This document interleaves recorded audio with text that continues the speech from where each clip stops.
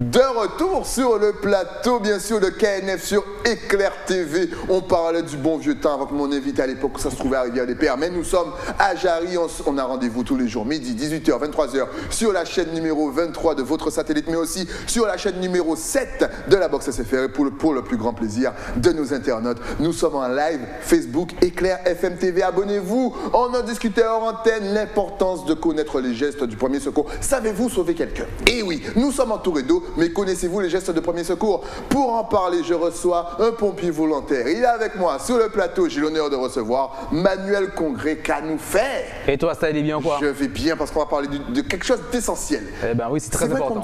On n'y pense pas, mais je te pose la question. Est-ce que, voilà, en Guadeloupe, la plupart de la population sait justement si quelqu'un a un malaise ou se noie, donner les gestes de premier secours?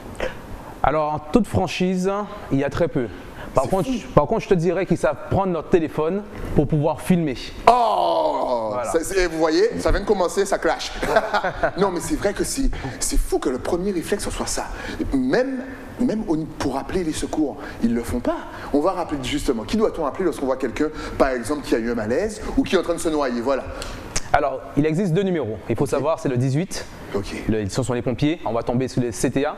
Mais il existe aussi le SAMU, qui est le numéro 15. Donc voilà. Donc, rien n'a changé, il n'y a pas d'indicatif à faire avant. Pas d'indicatif, ligne directe et pas besoin d'avoir d'unité. Donc voilà. Ouais, et même si je crois qu'aujourd'hui, même quand le portable a son code, il est verrouillé, on peut quand même composer le numéro d'urgence. On peut composer le numéro d'urgence. Donc vous savez filmer, appeler les secours. Ça ne coûte rien. Au contraire, ça va coûter de sauver une vie. Exactement. Voilà. Alors on parlait des gestes de premier secours, c'est bien parce que tu viens nous parler d'une formation pour déjà les plus jeunes, 16-25 ans. Pourquoi avoir créé cette formation? Alors il faut savoir que c'est avec le CNRBT, le Cercle des nageurs de la région de Bastia, qui est situé au sud de la Bastia. C'est une formation qui est pour les 16-25 ans, malheureusement qui est pour le sud de la Bastia. Donc voilà. Donc quand on dit le sud de la Bastia, on aime bien profiter. Voilà. De quelle commune à quelle commune? Le sud de la Bastia, on aura vraiment de Cap-Estéa jusqu'à Bouillante, en passant par Terre de Haut et Terre de Bas. Donc voilà. Donc ces jeunes de 16-25 ans qui ne travaillent pas, qui n'ont pas de diplôme scolaire, qui n'ont pas de formation, ils peuvent s'inscrire. On va les former aux gestes de premier secours. D'abord, PSC 1, prévention civique de niveau 1. D'accord. Ensuite, il y a le PSE 1 et 2, c'est-à-dire le niveau 1 et 2, premier secours en équipe de niveau 1 et 2. D'accord. Et ensuite, on va passer maintenant à la partie sauvetage aussi, parce qu'il n'y a pas que ça. Là, on était dans le secourisme. On va parler également sauvetage, donc tout ce qui est en mer, en piscine. Le BSB, brevet de surveillant de baignade, et le BNSSA, brevet national de sécurité de sauvetage aquatique. Alors ce que tu me disais hors antenne, c'est que ce sont quand même des formations qui coûtent cher, enfin qui coûtent cher. On doit payer pour passer ces formations, et que c'est gratuit. Encore une fois, on rappelle que pour les jeunes de 16 à 25 ans, ces formations sont totalement gratuites. Elles sont totalement gratuites, donc on peut accueillir à peu près une vingtaine de jeunes. Donc, et tu sais quoi, Stadi? C'est que dès lors que ces jeunes ont cette formation, on est sur une île. Donc sur une île, on est entouré d'eau. Exact. Donc ils ne peuvent pas rester sans travailler. Ça, c'est impossible. C'est fou. Donc voilà. Parce que vous vraiment travaillez pas. Est-ce que les plages aujourd'hui engagent des... c'est-à-dire, quand je dis les plages d'hôtel, est-ce qu'ils engagent par exemple des secouristes, un petit peu comme à Malibu? Est-ce que même les événements sur la mer, on sait qu'il y a des événements, bon pour l'instant on n'a pas le droit de les faire, bien entendu. Et nous sommes respectueux de tout ça, mais on peut aussi engager en fait des secouristes. Donc en fait il y a du boulot dans ce secteur. Mais c'est pour ça que je te le dis, il y a du boulot en fait. Donc autour de la mer, il faut savoir que déjà sur une plage, la commune, la ville en question a l'obligation de mettre un sauveteur sur la plage. C'est obligatoire. Il faut savoir que 80% de nos plages ne sont pas surveillées. Je me disais aussi. Tu vois, j'allais te dire, heureusement qu'il est venu là pour préciser. Voilà. Donc encore une fois, les jeunes, on vous donne du boulot. Formation totalement gratuite de 16 à 25 ans pour le Sud Bastia. C'est gratuit pour vous et puis après, vous allez avoir un boulot, c'est fou. Est-ce que lorsqu'on passe cette formation, on peut aller travailler bien sûr à l'émissaire, Martinique, mais aussi peut-être à Saint-Martin ou même en France, vas-y dans le sud. Parce qu'il fait beau, il y a des plages. Il faut savoir que cette formation, elle est nationale. Ok. Donc ça veut dire que dès lors qu'on est titulaire de ces diplômes, travailler en Guadeloupe, dans la Caraïbe, travailler également aussi, comme tu viens de dire, en France, à Montpellier, voilà, tu peux aller à Nice. Ah ben, tu vois on reconnaît les voix, il y a des gens qui voyagent. Voilà. C'est excellent. Ok, donc encore une fois les jeunes, n'hésitez pas. Hier on vous parlait d'une formation de mannequin, là on vous parle d'une formation de secouriste. Encore une fois c'est gratuit, encore une fois c'est du boulot, encore une fois vous avez les capacités pour les faire. Mais là on va revenir sur quels sont les gestes de premier secours qu'un être humain censé doit connaître. Je dis un être humain censé, moi je vous parle, je ne connais aucun geste de secours. Et ça, franchement, c'est super nul, il faut le dire, parce que concrètement, on peut voir quelqu'un tomber sans être proche de l'eau, mais à tout moment, quels sont les premiers gestes qu'il faut donner? Alors, ça va dépendre de la situation également, parce que dans les gestes de secours, il y a plusieurs situations. Ça peut être également terrestre, ça peut également aussi dans le milieu aquatique, ça peut être, c'est large. Donc déjà là, la formation, c'est que pour le milieu aquatique ou c'est vraiment global, ça compte aussi le milieu terrestre? Non, c'est le milieu terrestre également, parce qu'on parle également de tout ce qui est PSC et PSE. Donc, ce sont les chaînes de sauvetage, en fait, du moins de secourisme, qui sont peut-être terrestres, mais également aquatiques. Mais par contre, tout ce qui est BSB, brevet de surveillant de baignade, surveiller des plages, surveiller également des piscines, et le BNSSA, on va parler vraiment de l'aspect aquatique. Donc le sauvetage, plonger, chercher, tracter une personne, l'utilisation de matériel, de bouées tubes, pas mal de choses. Donc voilà. En gros, comme tu venais de le dire, aller à Malibu. Aller à Malibu, mais c'est ça. Pourquoi pas le faire en Guadeloupe? Voilà. Exactement, on a plein de Pomélandais au centre de notre Caraïbe. Oh là là, bien sûr, c'est la Caraïbe. Donc quels sont les gestes de premier secours terrestre qu'on doit fournir lorsqu'on voit quelqu'un, par exemple, tomber dans les pommes, sachant qu'il ne faut pas non plus se prendre pour un médecin? Exactement. Alors il faut savoir que dès lors, par exemple, comme tu viens d'évoquer une personne qui tombe dans les pommes, il va savoir déjà en fait, est-ce que la victime elle est consciente déjà? Justement, comment est-ce qu'on peut voir si la victime est consciente? Il faut apprécier déjà sa conscience, d'accord, en lui posant des questions. Monsieur, est-ce que vous allez bien? Est-ce que vous m'entendez? Si vous m'entendez, serrez-moi la main. Si vous m'entendez, clignez les yeux, des signes comme ça. On va poser des questions. Ensuite, on va contrôler aussi l'aspect, tout ce qui est respiration, pour voir si la victime respire. Donc dès lors que si elle respire, on va la mettre en PLS, position latérale de sécurité. Voilà. J'ai retenu. Et si elle ne respire pas, donc voilà, donc on considère que la victime est en ACA, arrêt cardio-respiratoire. Donc il va falloir masser, faire un massage cardiaque et également faire le bouche à bouche dès lors que c'est possible. Mais si je ne me trompe pas, on ne peut plus faire le bouche à bouche, c'est-à-dire coller la bouche contre la bouche. Alors, voilà, est-ce que, parce que je sais que vous, professionnels en tant que pompier, je crois que vous avez un protège, on fait quelque chose. Il y a du matériel. Il y a un matériel, mais si moi je n'ai pas forcément ce matériel, est-ce que j'ai le droit de faire le bouche à bouche? Est-ce que c'est permis? Alors, on va utiliser le bouche à bouche, c'est toujours en vigueur. D'accord, mais il y a certains cas, par exemple, il y a l'aspect Covid maintenant. En plus, Donc voilà, donc on va par contre masser non-stop, ça veut dire ne pas arrêter le massage jusqu'à l'arrivée des secours. Mais bien sûr, dès lors qu'on a, avant de pouvoir masser, il faut vraiment appeler les secours avant. Parce que si on n'a pas appelé les secours et entamé le massage, les secours vont pas arriver. En plus, on dit masser. Tu nous connais, même si on dit laissez ça à des professionnels. Si vous ne savez pas faire, ne faites pas, parce qu'il ne faut pas faire le massage n'importe comment. Il y a un endroit précis. Il y a un endroit précis en fait. Il y a un endroit précis en fait pour pouvoir masser. Mais il faut savoir aussi qu'il y a l'utilisation, à part le massage aussi, du moins, qui contribue. Il y a le défibrillateur, le DAE. Exact. Donc maintenant, toute personne est habilitée à utiliser un défibrillateur. Il n'y a pas de formation spécifique à l'utilisation. Parce qu'un défibrillateur est automatisé externe, DAE, et il suffit juste d'être bête et discipliné. Il vous parle, il vous dit quoi faire. Et par rapport aux électrodes, c'est schématisé, ça précise où est-ce qu'on doit déposer les électrodes. Voilà. Mais donc je peux m'acheter un défibrillateur? Le défibrillateur, il est accessible à tous. On n'a pas besoin de permis? Il n'y a pas de permis, il n'y a pas d'agrément, défibrillateur, voilà. Il suffit d'utiliser, sachant que maintenant dans les ERP, établissements recevant du public, il y a l'obligation d'avoir un défibrillateur. Donc si aujourd'hui je suis chez moi, je veux avoir un défibrillateur, mais bien sûr, il faut que je sois au minimum en couple, ou du moins avec une personne en binôme. Parce que si j'ai un défibrillateur, je vis seul, quelque chose m'arrive, il n'y aura personne pour l'utiliser. On ne sait jamais. Peut-être que tu es seul un soir, le lendemain soir, tu es plus seul. Et tu vois, tu es peut-être avec des amis en train de jouer à la belote, et comme par hasard, c'est là où tu tombes. Voilà, aussi, là, tu as un pote qui dit attends, mais il a un défibrillateur, vas-y, j'ai vu Grey's Anatomy. Au niveau, justement, maintenant, du côté marin, voilà, quels sont les premiers gestes qu'on doit absolument connaître? Surtout lorsqu'on vit sur une une île? Alors, au niveau du côté marin, ça va dépendre également si la victime, en fait, on va parler, en fait, c'est une victime, en fait, et cause de noyade. Ouais, donc voilà, dans un premier temps, il faut extraire la victime de l'eau. Ok. Donc là, on va parler de l'aspect sauvetage. D'accord. Est-ce qu'il y a une façon, voilà, pratique d'extraire la victime de l'eau? Donc, encore une fois, alerte à Malibu, je me mets sur la personne et puis je nage un petit peu, tu vois? Alors, bien sûr, du moins, c'est la personne qui va être sur toi. Voilà, exactement. Donc, voilà, exactement. Voilà. La personne est déjà morte, moi je fais ça de planche. T'inquiète, c'est bon. Exactement, donc il existe plusieurs matériels comme des bouées de tubes. Voilà, donc il existe des bouées de tubes. Là, c'est sans matériel comme tu peux le voir. Donc là, actuellement, là, c'est la victime, c'est le mannequin. Ouais. Et donc là, nous avons le secouriste qui va faire en fait la nage, qui va faire des palmes, du moins de rétro-pédalage, tout simplement, et s'aider avec ses mains pour pouvoir aider à extraire cette victime, à pouvoir l'emmener, soit si c'est en piscine, en bordure, ou si c'est à la plage, au niveau du rivage. Donc voilà. Mais il faut quand même une bonne condition physique, mine de, pour faire ça. On a oublié de préciser ça pour les jeunes de 16 à 25 ans, même si on est physiquement, ça va en général ici en Guadeloupe, mais c'est vrai qu'il faut une bonne condition physique. Tu sais, c'est-à-dire, même si on n'a pas forcément une bonne condition physique, avec de l'entraînement, tout est accessible.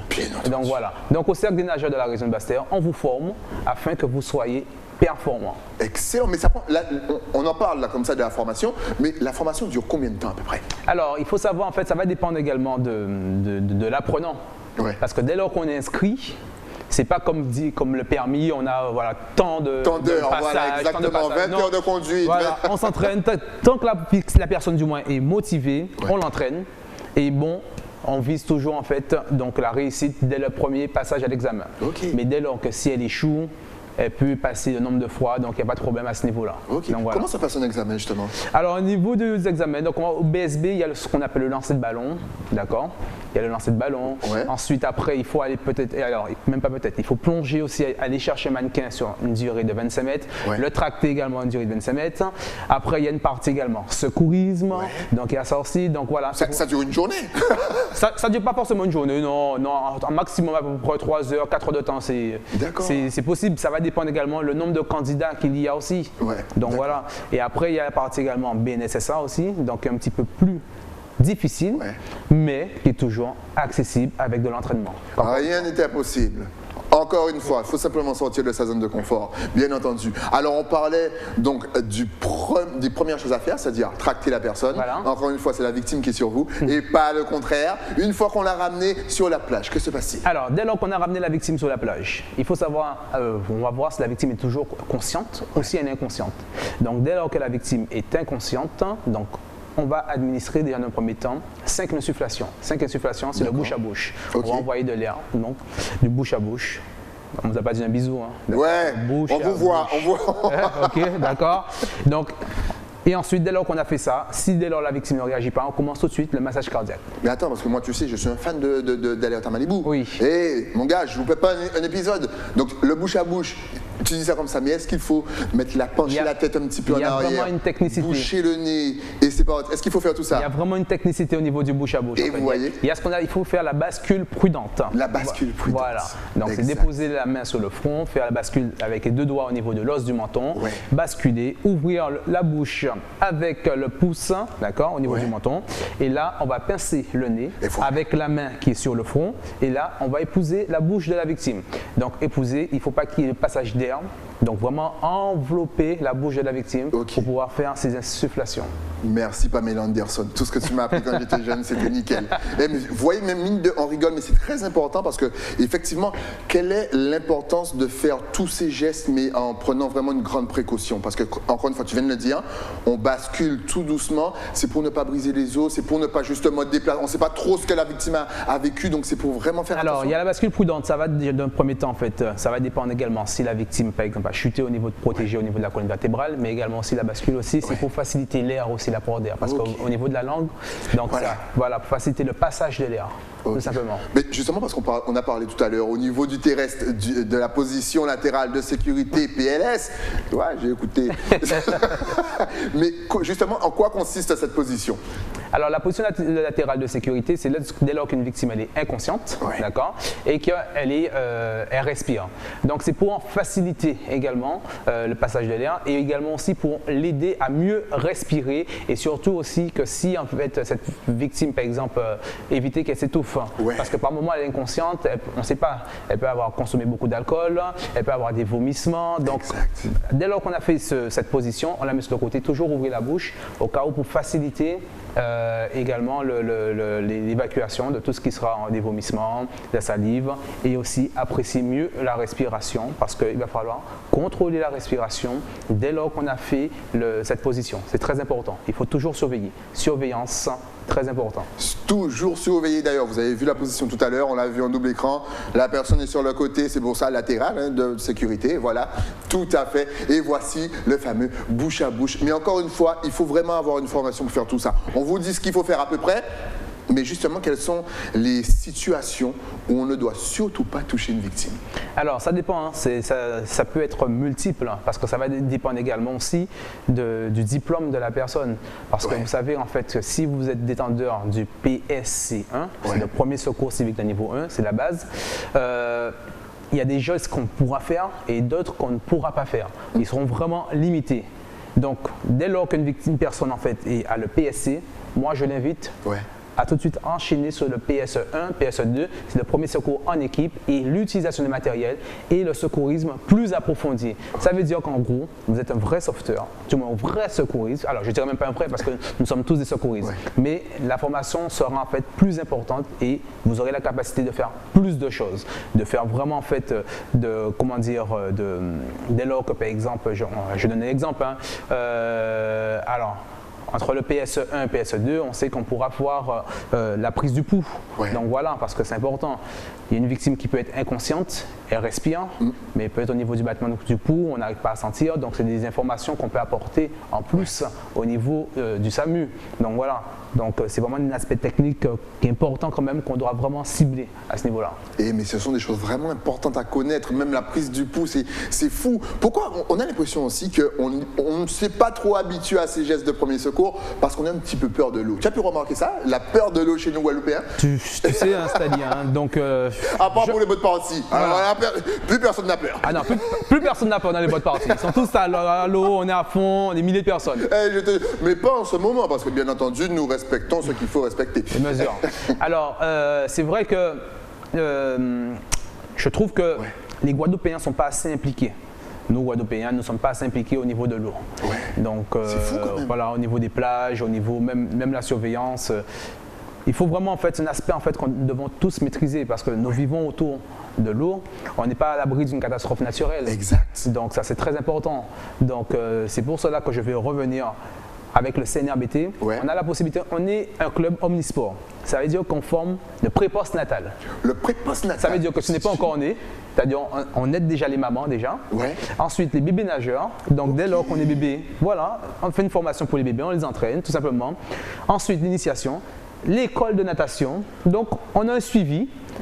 Les enfants sont à l'école de natation, ils apprennent à nager, c'est comme l'école, voilà, mais l'école de natation. Ensuite, perfectionnement. Ensuite, personnes âgées, handi-natation, aquagym, aquaforme, aquabike, on a une totalité. Donc, si vous ne voulez pas apprendre à nager, la Guadeloupe.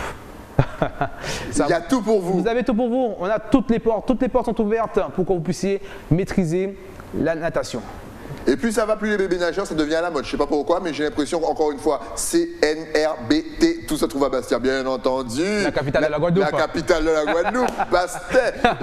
Mais est-ce que vous travaillez souvent avec les écoles aussi? Parce que mine de, ça devrait être quelque chose qu'on apprend directement en primaire, au collège, au lycée. Ça aurait dû être une formation à part entière. Alors, il faut savoir maintenant qu'avec l'éducation nationale, donc, il y a un programme en fait, de natation scolaire. D'accord. Donc voilà, que ce soit au niveau des écoles primaires, mais également au niveau du collège, mais aussi, comme tu le sais, au niveau du bac, il y a une option natation.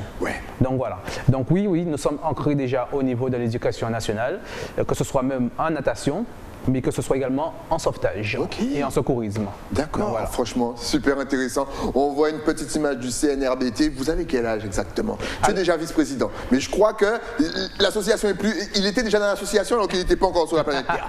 Alors, il faut savoir que L'association, actuellement, elle a 42 ans. Ok. 42 ans, donc j'étais même pas encore né, je savais déjà que j'étais déjà ancré dans Voilà. l'association. Parce que dès lors que je suis né, tout de suite, j'ai ancré le club, voilà, et jusqu'à présent, j'y suis.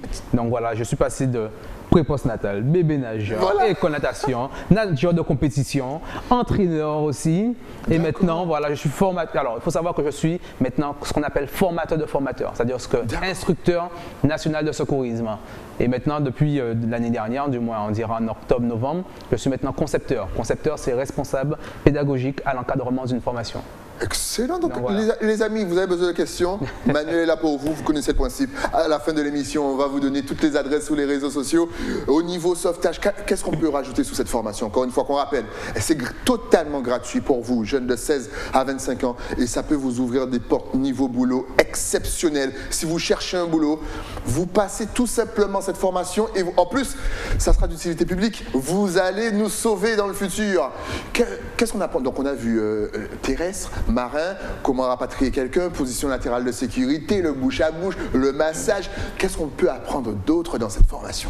Qu'est-ce qu'on peut apprendre? Alors, moi, je dirais un aspect très pratique. Ouais. C'est-à-dire que prendre votre téléphone pour appeler les secours et non pour filmer la personne qui est en détresse. Parce que c'est très important. Nous voyons beaucoup de personnes en fait qui sont en détresse. Et là, le premier réflexe de certaines personnes, c'est de pouvoir filmer. Or, moi, je me dis avec ton téléphone, on va faire le premier maillon de la chaîne de secours, c'est l'alerte. Exact. Appeler les secours. Voilà. C'est vrai que c'est super important. Appeler les secours, après si vous voulez filmer. Mais déjà appeler les secours. Mais en même temps, ne pas filmer, c'est encore mieux. Exactement. Parce que franchement, maintenant, comment est-ce que tu pourrais motiver tous les Guadeloupéens, pas seulement les 16-25 ans, à justement se former aux gestes de premier secours, au secourisme terrestre, maritime, peu importe, parce que mine de c'est important. J'ai du mal à comprendre qu'on ne sache pas faire tout ça. Alors, juste la seule motivation, c'est que nous avons tous des amis et nous avons tous la famille. Nous ne sommes pas à l'abri d'une catastrophe de 1, nous ne sommes pas à l'abri également même d'un parent, d'un ami, donc c'est important. Le temps peut-être d'appeler les secours, ils arrivent. Mais si vous savez faire l'action en question, peut-être les 10 secondes de battement qui manquaient, si vous saviez faire ce geste de secours, vous auriez pu sauver cette personne. Voilà. Ça se joue à ça, à ça seulement. Alors, je vais vous donner juste un petit exemple. Je ne sais pas si vous avez vu, j'oublie quelle équipe, un match de football qui avait eu lieu. Et effectivement, surtout ces derniers temps, il y a énormément de personnes qui sont tombées. Si tu parles de pendant la Coupe du Monde, le joueur de Suisse. Je ne sais pas, je ne me rappelle pas en fait. Je te cache pas, je ne suis pas très football. Mais j'avais vu cette actualité. Il y en a eu une tonne. Il y a eu, franchement, il y en a eu beaucoup. Non, mais moi, celui-là que j'ai vu en fait, c'est. Ça doit être pendant l'action, le gars a eu un ACA, arrêt cardio-respiratoire. Tout de suite, on a porté secours. Exact. Et dans l'ACA, il s'est réveillé. Tout de suite, défibrillateur, massage cardiaque, tout. C'était pendant l'Euro. C'était pendant l'Euro. Voilà. Et après, brancardé, on voit le gars sur le brancard et il est vivant. Et jusqu'à présent, il est vivant. Exactement. Vous savez, et il vient tout juste de signer dans un nouveau club. Voilà, c'est pour vous dire que l'histoire s'est bien terminée. Alors, tu imagines que là, il aurait fallu attendre peut-être les secours qui arrivent et qu'il n'y a eu personne de formé? Peut-être qu'il ne serait plus de ce monde. Donc, c'est pour ça. Et justement, est-ce qu'on peut avoir des séquelles si on n'a pas les gestes de premier secours tout de suite? Bien sûr, on a des séquelles en fait. Parce que dès lors qu'en fait une victime, alors on va parler dans plusieurs aspects. On va parler également si une victime a une hémorragie importante. Une hémorragie qui perd beaucoup de sang. D'accord? On te dit que les sacs vides, du moins les sacs d'iri vides, et qu'à tomber, voilà, tu vois? Donc, exactement. Alors imaginons que nous avons une hémorragie, nous sommes debout, on perd beaucoup de sang. Si on perd beaucoup de sang, on peut rapidement tomber dans les consciences. C'est fou. Tomber dans les pommes, comme on dit. Et hop, on peut chuter de sa hauteur, cogner la tête, et là, la victime peut décéder. Mais dès lors qu'on connaît les gestes de secours, on arrête tout de suite l'hémorragie, on la met en fonction de l'hémorragie, ou là où il y a l'hémorragie, on met la position d'attente. Tout de suite, on peut arriver à arrêter et là, sauver cette personne. Ensuite, le massage cardiaque. Dès lors que vous arrivez, vous faites votre massage cardiaque, tout de suite, vous sauvez la vie d'une personne. Ensuite, dès lors que vous avez une victime, par exemple, qui s'étouffe, vous faites alors, tout ce qu'on va faire, en fait, les compressions abdominales, d'accord, ce qu'on appelle également la technique de M. Lynch, les 5 claques dans le dos, tout ça. Si vous ne faites pas ça, c'est important, on n'est pas à l'abri. Exact. On n'est pas à l'abri, c'est-à-dire. Donc voilà, moi c'est pour ça que j'invite la population à vous former. Formez-vous, c'est très important. L'avenir, c'est nous, c'est vous. Sauvons la Guadeloupe. Et on en parlait hors antenne, c'est vrai qu'on rigole avec les boat parties et compagnie, mais c'est vrai qu'il y a énormément de jeunes. Vous partez en mer, vous ne savez pas, quelqu'un peut tomber à l'eau, vous savez comment justement pratiquer les gestes de premier secours. Les gars, vous sauvez une vie. Entre vous, vous vous êtes amusés, vous avez sauvé des vies, c'est un week-end gagné. Bien sûr, totalement. C'est très important. Comme tu viens de le dire, dans les bottes, bon, ça fait longtemps que je n'ai pas été dans une botte. Ouais, moi non plus. Ça fait au moins 6 ans. Ouais. 6 ans, mais on ne sait jamais si on tombe en plus, dans... il y a le Covid. Donc, il y a le Covid, donc moi je suis voilà. super respectueux des choses. Je ne mets pas mes pieds là. Mais quand ça va reprendre dans le futur, au moins, je sais qu'il y aura un jeune qui aura eu 20 ans qui pourra me sauver si jamais je tombe dans l'eau. Bien sûr, bien sûr. Alors, est-ce qu'il y a des dates précises pour ces formations? Est-ce que c'est par exemple le mois prochain? Est-ce que c'est en juin? Comment s'inscrire? Où s'inscrire? Dis-nous tout. Comment Alors, cette formation, on l'a fait toute l'année. D'accord. D'accord. Donc, dès lors qu'on a le nombre de personnes, on fait une formation toute l'année. Il n'y a pas de période spécifique. Ok. Il n'y a pas de date pour sauver les gens. Oh, Voilà. joli. Donc, il faut sauver les gens tout le temps. Donc, il n'y a pas de date pour former. Par contre, au niveau de la période de 16-25 ans, comme on parlait tout à l'heure, en fait, pour la formation, ben, moi, j'invite tout le monde à s'inscrire, surtout ceux qui ne travaillent pas, comme je viens de le dire, qui n'ont pas de formation, qui n'ont pas de diplôme. N'hésitez pas à vous inscrire tout de suite, d'accord? Vous avez un laps de temps pour pouvoir le faire afin qu'on puisse vous former rapidement. C'est très important. Et comme je viens de le dire, nous sommes joignables, nous sommes vraiment joignables, donc il n'y a aucun problème pour qu'on puisse mettre en place donc, cette dès que vous avez le nombre requis, vous démarrez la formation. On démarre la donc formation. Vous pouvez avoir une formation, par exemple, 2 fois par mois? On peut avoir. Alors, il faut savoir que la formation de PSC, Premier Secours Civique de niveau 1, c'est une formation qui dure 7 heures, donc en gros une journée. Ok. Donc on peut en faire toute la semaine. Oui, et ça vous prend seulement une journée. Une journée de votre temps. Une journée. C'est fou. Donc voilà. Il faut savoir également aussi que la partie, en fait, tout ce qui est PSE1 en équipe, c'est une formation, c'est 35 heures. D'accord. Donc en gros une semaine. Et la deuxième, c'est 28 heures. Donc voilà. Alors je dirais même également pendant qu'on y est pour les professionnels, même des entreprises, des collectivités, il est important de former son personnel. Vous savez que l'employeur normalement a la charge de son personnel, donc il doit garder la sécurité, l'intégralité de son personnel. Donc il est important également que votre personnel soit formé. Donc n'hésitez pas, ça c'est important ça. Mais c'est vrai ça. Parce que celui de travail aussi, vous savez qu'il y a pas mal de facteurs de risque. Donc, sur un lieu de travail, pas mal d'accidents peuvent arriver. Exactement. Donc, c'est important. Justement, tout à l'heure, tu parlais d'hémorragie. Stopper une hémorragie, en quelques mots, mais encore une fois, ne faites pas n'importe quoi, mais comment stopper une hémorragie? Alors, quels sont les premiers gestes à faire? Au cas où on ne sait jamais. D'accord, une hémorragie. Alors, dès lors qu'une personne a une hémorragie, la première chose déjà, c'est d'observer. D'accord? S'il y a un corps étranger au niveau de cette hémorragie. D'accord? Dès lors qu'on voit qu'il n'y a pas de corps étranger, on va demander à la personne en question de pouvoir appuyer pour stopper l'hémorragie avec sa main. Donc dès lors qu'elle a fait, si la personne n'est pas en mesure de le faire, bon, le sauveteur, lui, le fera. Mais bien sûr, il faut qu'il fasse en sorte de pouvoir protéger sa main, d'accord? Parce qu'on ne sait jamais en fait les accidents, on ne sait jamais si la personne a une maladie. Donc c'est important aussi, avant de sauver, de faire sa propre protection. On arrête l'hémorragie. Dès lors qu'on a arrêté l'hémorragie, normalement, l'hémorragie s'est arrêtée. Et on va tout de suite mettre la victime au repos. Elle a perdu du sang, on va allonger la victime au sol. D'accord? Si jamais cette victime, par exemple, on n'a pas de téléphone sur nous pour pouvoir alerter les secours, si on a un lien large, on a quelque chose, ben, on va tout de suite faire passer ce qu'on appelle un pansement compressif. C'est-à-dire faire un pansement tout de suite, hop, pour pouvoir se libérer. Mais il faut arrêter l'hémorragie. Mais pour pouvoir faire ce pansement compressif, il faut d'abord que la compression manuelle, ce qu'on a fait avec la main, elle est efficace. Parce que si elle n'est pas efficace, on ne peut pas prétendre faire un pansement compressif. Il n'y a pas une sorte de garrot à faire un petit peu plus? Le garrot, on va utiliser le garrot vraiment en dernier ressort maintenant. Le garrot, on va préconiser le garrot en fait industriel. C'est un garrot qu'on vend. Qu'on vend en pharmacie, qu'on vend partout. Dès lors que vous n'avez pas, mais c'est sûr que la majorité de la population ne marche pas avec un garrot, on va utiliser un garrot artisanal. C'est un garrot qu'on va fabriquer avec un petit morceau de bois par exemple, si on a une bande, un morceau de tissu, mais assez long, assez large, qu'on va faire pour arrêter l'hémorragie. Donc c'est toujours entre le cœur et l'hémorragie. D'accord, pour pouvoir arrêter l'hémorragie. À quelques centimètres de la plaie. Et là maintenant, c'est très important de faire ça aussi.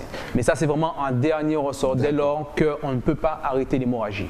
Vous voyez comme il est professionnel encore une fois. Quand quelqu'un vous parle en faisant les gestes de façon, voilà, avec le réflexe, vraiment pour vous montrer, c'est que les gars, c'est un professionnel de ouf. On parlait du défibrillateur, là tu viens tout juste de nous parler du garrot. Justement, quels sont les outils qu'on peut avoir chez soi? Je dis outils, mais les instruments même qu'on peut avoir chez soi, le matériel qu'on peut avoir chez soi ou même dans sa voiture.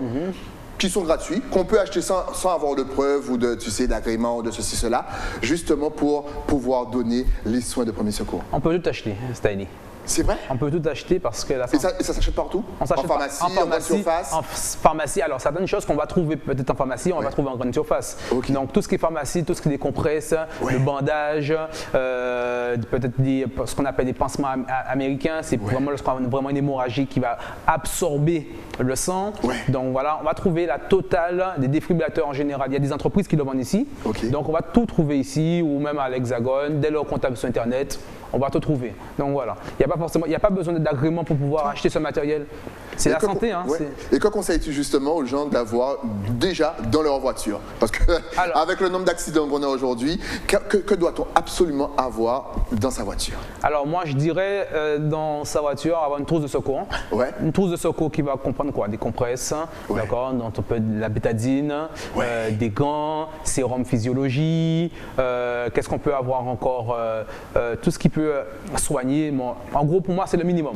Donc, c'est le minimum. Peut-être même également aussi un kit de survie, c'est-à-dire un petit drap qui va pouvoir couvrir la victime. En fait, ça dépend des intempéries. En fait, hein. Si la victime a chaud, il y a la partie en fait qui est dorée. Donc, c'est pour refroidir. Il y a la partie également qui est argenté également lorsqu'il fait froid, donc voilà. Donc c'est important aussi. Moi j'ai tout ça dans ma voiture, c'est pour ça que je connais les couleurs. Et chez soi, que doit-on absolument avoir? Alors une trousse de secours également, complète. Alors moi je dirais, lorsqu'on a chez soi, je dirais vraiment ce que je viens d'énumérer pour la voiture. Mais si on a la possibilité d'avoir, je ne dirais même pas la possibilité, un kit d'urgence. On va parler de kit d'urgence. Le kit d'urgence, on en parle dans le PSI, hein. Ça va comprendre quoi? Une trousse de secours complète, avec également double des clés. Parce qu'on va parler également, on va parler même l'aspect aussi catastrophe naturelle.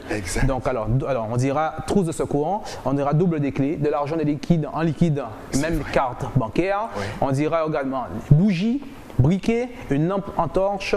On va parler aussi double des clés de maison, on a parlé de voiture. On parlera aussi tout ce qui est une radio aussi, avec des piles.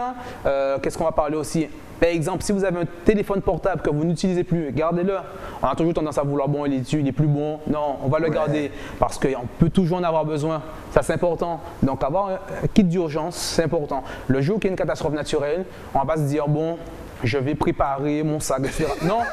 C'est pas le jour J qu'il faut faire ça. Le kit d'urgence est déjà prêt. Hop, voilà. Ah aussi, de la nourriture aussi. Exact. De la nourriture comme de l'eau, comme des bouteilles, de la nourriture aussi. Et surtout, vérifier la date de péremption à chaque fois. Parce que si vous le laissez là il y a 10 ans, donc, moi parce que Bitel a périmé. Ça serait quand même ballot. En tout cas, c'est vrai qu'on n'y pense pas. On a parlé des problèmes sur la terre, des problèmes sur la mer parce que nous sommes entourés d'eau. Bien sûr. Et nous sommes aussi victimes des cyclones et compagnie. Et on n'y pense pas. On devrait tous savoir comment sauver les gens. Merci en tout cas de nous avoir éclairés sur ce sujet. On va maintenant donner tes adresses sur les réseaux sociaux. Les jeunes de 16 à 25 ans, on vous rappelle que ces formations sont totalement gratuites et peuvent vous donner du boulot. Alors franchement, n'hésitez pas à vous chercher du boulot. Eh ben voilà, Manuel est venu sur le plateau. Mais est-ce qu'on peut vous contacter? Est-ce que tu es connecté sur les réseaux sociaux? Est-ce qu'on peut trouver le CNRBT partout sur Internet? Dis-nous tout de toute façon. Alors, tu sais, on va trouver le CNRBT sur Facebook, d'accord, CNRBT Bastère. On va le trouver également sur Instagram, comme tu le vois, CNRBT 971. On a un numéro de téléphone pour l'administration au niveau du bureau et également de portable. Nous avons une adresse mail et je vais même rajouter aussi, nous avons un site internet www.cnrbtgp.com. On est partout, nous sommes complets, nous sommes comme l'hamburger. Ah non, je suis désolé, tu viens de Bastère, nous sommes comme la Goulou. Attends, le meilleur de toute la Guadeloupe. T'as tout compris alors? Excusez-moi, nous sommes chauvins, excusez-nous. En tout cas, franchement, formez-vous, c'est vraiment important, peu importe votre âge et surtout les jeunes de 16-25 ans, on vous offre encore une fois du boulot. La formation est rapide, elle est gratuite, elle est pour vous. Vous ne savez pas les portes que ça peut vous ouvrir. Merci à toi d'être venu nous présenter tout ça sur le plateau. Et dès que tu as besoin de nous parler de gestes de premier secours, d'innovation et compagnie, tu nous passes un coup de fil. On est là, c'est toujours un plaisir d'en parler avec. No problème. Et c'est toujours un problème d'être avec Éclair TV. Hey, you know. Surtout qu'on va parler. Tu vas revenir pour parler d'audiovisuel parce que monsieur aussi monte des clips. Tous les clips que vous aimez, c'est Manuelito qui est derrière ça. C'est là que les gens se disent ah, c'est lui Manuelito. Merci encore à toi. Merci, longue vie à toi. Merci pour le travail que tu fais. Et on reste connectés. Nous, eh bien, on se retrouve demain avec de nouveaux invités, bien entendu sur Éclair TV. Le temps pour moi de remercier mon partenaire. Eh oui, celui qui m'a fourni cette belle chemise. Vous savez où est-ce qu'il faut aller? À Basse-Terre, à l'écran, bien entendu, vous demandez Nathalie et elle va vous habiller comme jamais. On se retrouve demain, toujours à midi, 18h, 23h, sur la chaîne numéro 23 de votre satellite. À demain.